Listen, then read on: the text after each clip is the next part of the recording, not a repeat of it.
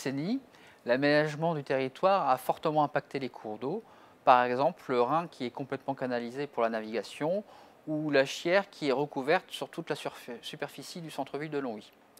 Ces divers aménagements perturbent le fonctionnement naturel du cours d'eau et par conséquent la vie aquatique qui y réside.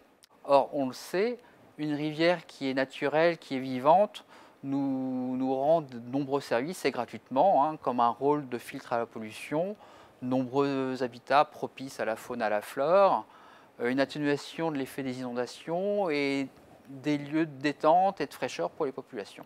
Pour redonner ce caractère naturel et fonctionnel au cours d'eau, comme c'est le cas pour la Moselle sauvage, il faut laisser plus d'espace de fonctionnement et de liberté au cours d'eau, plus d'espace naturel aux abords et moins d'obstacles à l'écoulement.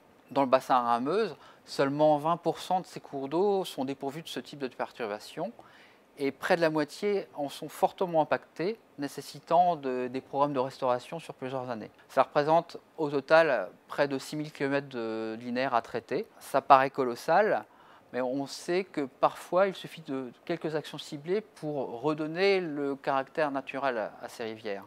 En guise d'exemple, je prendrais la Moselotte, qui sur quelques kilomètres linéaires, on a refaçonné les berges, replanté la végétation et supprimé quelques seuils. Et cela a permis à la population piscicole indicatrice d'un bon environnement de revenir. Je pense à la truite Fario qui est revenue au bout d'un an seulement après les travaux.